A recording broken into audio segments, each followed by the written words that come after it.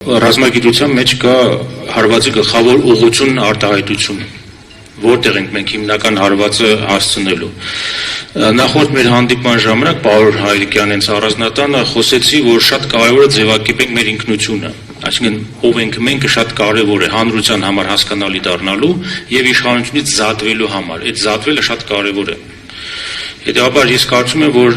եւ գործողությամբ եւ առանձին մի հիմնարար փաստաթղթով հիմա ինչ որ ներկայացես պարոն Հայկյանը հարվածի գլխավոր ուղղություններից մեկը կարելի է համարել, որտեղ հիմնական ուղղությունը հենց այդ սահմանադրությունը, որ այսօր թիրախավորված է, դա պետք է պաշտպանվի, պաշտպանությունից բացի նաև պետք է այդտեղ մեկնարկ դառնա որպես հարձակողական գործողությունների։ Բայց ամենակարևորը, այստեղ հավաքում են մարդիկ, անհատներ, հանրային դեմքեր,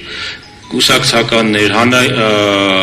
հասարակական կազմակերպությունների ներկայացուցիչներ եւ անհատներ։ Եթե մենք հավաքականություն ենք, հետեւաբար պետք է ձևակերպենք մեր ինքնությունը։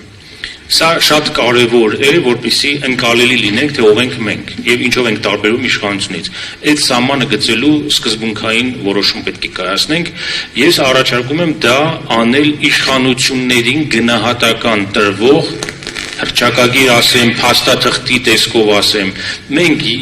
մեր զատումը իշխանություններից պետք է լինի իրենց գնահատական տալու տեսքով։ Այս հայտարարությունը դատավճռի հետ կապված եւս մեկ դրվագ է, բայց սա դրվագ է։ Եթե մենք հիմնարար փաստաթուղթ չհանենք, դժվար կլինի ընկալելի դառնալ։ Այդպիսի փաստաթուղթ նախագծի տեսքով շրջանառություն դնելու համար ես կարծում եմ, որ դա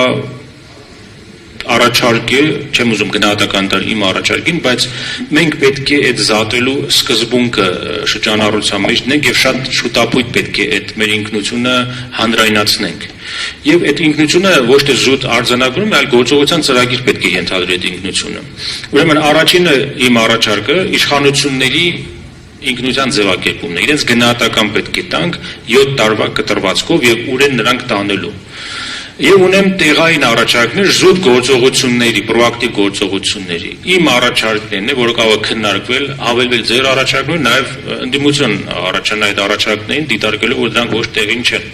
Ուրեմն գործողությունների հետևյալ ճակատներ են ես մատնանշում։ Իշխանությունները մասնակցել են Մինսկի խմբի լուծարմանը, որը էլի աղերսում է հակասահմանադրականության հետ, եւ կներեք սա մասնագիտական նաև ձևակերպում է, իշխանությունները ուղղակիորեն ներքաշված են ցեղասպանական գործողության մեջ։ Եթե կա այլ առարկություն, ոչ մասնագիտական, ես պատրաստ եմ լսելու, ավելի ծանրագույն մեղադրանք, որ կարելի է տալ ցանկացած իշխանության, ես չեմ պատկերացնում, որտեղ ցեղասպանությունը դա ծանրագույն հանցագործություն է։ Դա եւ փաստաթղթի տակ ստորագրություն դնելով է, եւ հայտարարություններով է, եւ կոնկրետ քայլերով է դրսևորվում։ Այո, մենք սա արձանագրում ենք ինչ, Facebook-յան գրառումներով, այդտեղ ինտերվյու ենք տալիս եւ այլն, բայց փաստաթուղթ, քաղաքական բառը չեմ օգտագործում։ Համապարփակ փաստաթուղթ, որի տակ կդրվի ստորագրություններ, դա կարծում եմ հնչող կլինի։ Մենք պետք է տանք այսա իշխանությունների ինքնության ձևակերպումներից մեկն է, ովքեր ենք նրանք։ Մենք պետք է տանք ախտորոշում։ Եվ դրա տակ հավաքվեն մարդիկ։ Սա իմ առաջարկություններից մեկն է, այսինքն իշխանություններին տալ բնութագիր իրենց տալով գլխավոր մեղադրանքներից մեկը՝ ծայրահեղ ծայրագույն հանցագործության մեջ մեղսակցություն։ Մյուս դրվագները, որը նույնպես անհատական խնդրում եմ չդիտարկել, որտեղ իշխանությունների սայթակումները մեղմ ձևակերպում է, ծանրագույն ձևակերպումը բացահայտ կոռուպցիոն հանցագործություններ են։ Դա Ծիծեռնակաբերդի հուշահամալիրն է, տեսանք ինչ հանրային մեծ հնչեղություն ունեցավ,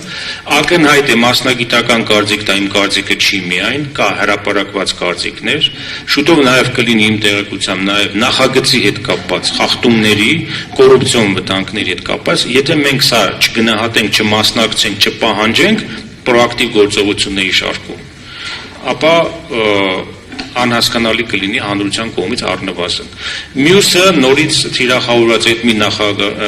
նախարարությունն է, դա դպրոցական դասագրքերն է։ հանրակրթական դպրոցական դասագրքերը ակնհայտ հանցագործություն է կատարում այսօրվա իշխանությունը,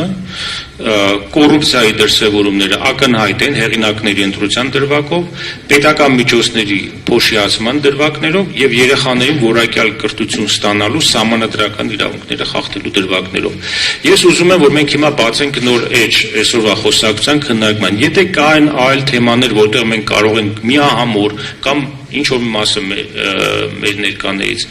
անցնենք ըստ գործողությունների, խնդրեմ ասեք ճակատներ, ուղղություններ, որտեղ մենք կարող ենք աշխատել եւ գործել միասին եւ մենք դա կարձանագրենք որպես օրակարգային հարց։